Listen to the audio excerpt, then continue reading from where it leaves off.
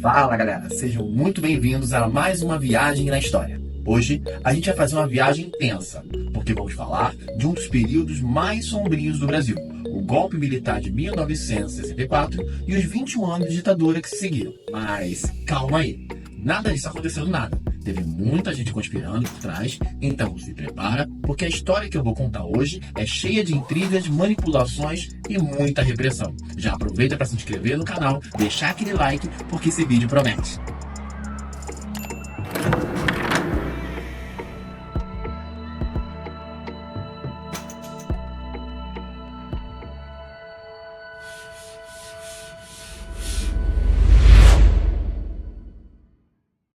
Imagine o seguinte, o mundo estava dividido.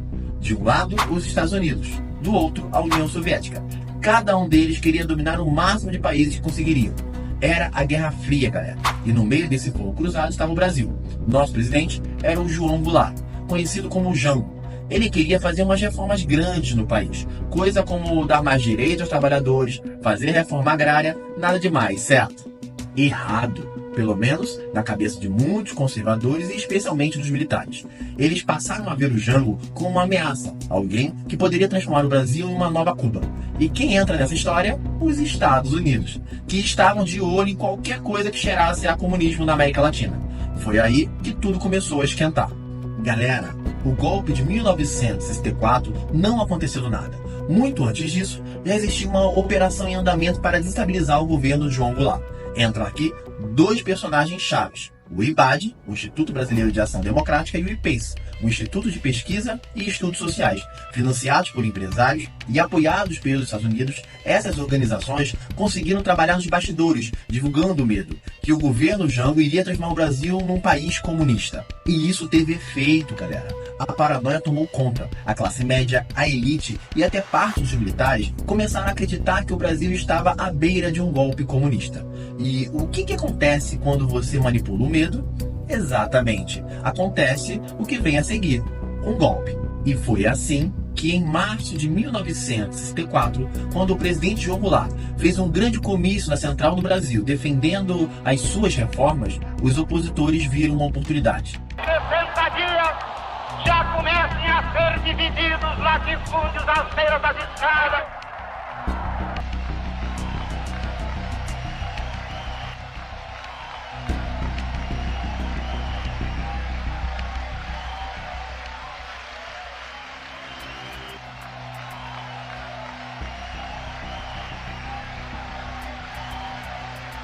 Na sequência, teve a famosa Marcha da Família com Deus pela Liberdade, onde milhares de pessoas foram às ruas pedindo a queda de Jango. 1 milhão de pessoas saiu à rua para dar graças a Deus pela derrota do comunismo na Marcha da Família com Deus pela Liberdade.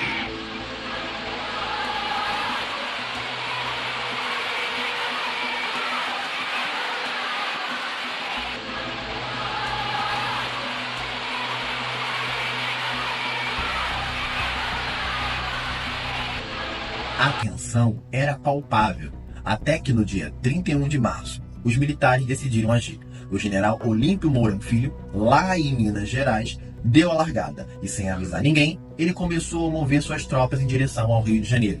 E a partir daí, o golpe estava em andamento. Com o apoio dos Estados Unidos, que tinham preparado a Operação Brother Sun, com navios prontos na costa brasileira, os militares tomaram o poder. Jango não resistiu. Percebeu que não teria como lutar e foi para o exílio no Uruguai. Era o fim da sua presidência e o início de uma longa noite de 21 anos de ditadura no Brasil. Logo que tomaram o poder, os militares sabiam que precisavam consolidar o controle.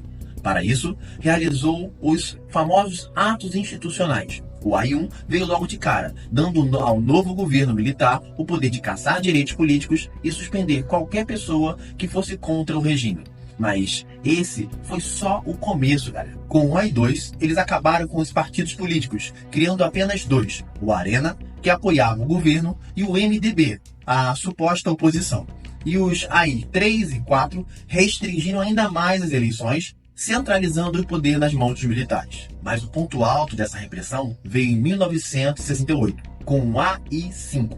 Esse ato deu poderes absolutos ao governo. Os direitos civis foram suspensos, a liberdade de expressão foi para o ralo e o Congresso foi fechado. foi um verdadeiro estado de exceção. Foi nesse momento que as censuras, as torturas e as prisões arbitrárias se tornaram rotineiras. Esse foi, sem dúvida, o momento mais sombrio da ditadura. Tá pesado, né? Mas é importante aprender sobre isso. Se você também acha, deixa o seu like, se inscreve no canal para não perder nenhum conteúdo. Então, bora continuar. Agora, vamos dar uma olhada em quem foram os presidentes militares e o que aconteceu em cada um desses governos. Castelo Branco foi o primeiro presidente militar. Seu foco foi consolidar o poder com os atos institucionais e implementar reformas econômicas. Ele controlou a inflação, mas à custa de muita repressão política. Em seguida, veio Costa e Silva. Foi sob seu governo que o AI-5 foi decretado, levando o Brasil ao auge da repressão. A censura se intensificou, assim como a perseguição política. Ele sofreu um derrame e deixou o poder em 1969. Após o afastamento do Costa e Silva, uma junta militar substituiu o governo temporariamente, mantendo o país sob forte controle militar. O Médici governou durante o período mais violento da ditadura, com um milagre econômico em pleno vapor, mas à custa de uma repressão implacável, com tortura, censura e morte. O Geisel começou a desacelerar a repressão. Ele iniciou o processo de abertura política, conhecido como distensão, e foi responsável pelo fim do AI-5 em 1978. Já o Figueiredo foi o último presidente militar. Durante seu governo, a lei da anistia foi aprovada, perdoando tanto os crimes cometidos pelos militares quanto os dos opositores. E foi durante o governo dele que o movimento pelas diretas já conseguiu ganhar força, acelerando a transição para a democracia. Figueiredo tentou manter o regime militar, mas seus últimos dias a pressão popular foi mais forte e em 1985 o Brasil finalmente voltou a ter um governo civil. Com a eleição indireta de Tancredo Neves em 1985, o Brasil finalmente se despediu da ditadura militar. Foi o fim de 21 anos de um regime autoritário, mas as marcas desse período permanecem. Até hoje, ainda discutimos e tentamos entender as consequências da repressão e dos abusos que aconteceram nesse período. Olhar para trás é importante para garantir que a história não se repita. E é por isso que é tão importante entender como tudo isso começou, como se desenvolveu e principalmente o que podemos aprender com isso. Galera, chegamos ao final dessa nossa viagem pela história da ditadura militar no Brasil. Um capítulo sombrio, mas necessário de ser revisado. Agora, se você curtiu, quer ajudar o canal a continuar trazendo esse conteúdo de qualidade, considere fazer uma doação. O código QR está aqui no canto da tela ou através da chave Pix que está na descrição do vídeo. Toda ajuda é super bem-vinda para a gente continuar produzindo com cada vez mais recursos. Valeu demais por assistir até aqui. Não se esqueça de deixar o seu like e se inscrever no canal. Compartilhe esse vídeo com seus amigos. Até a próxima viagem na história. Tamo junto. Tchau, tchau.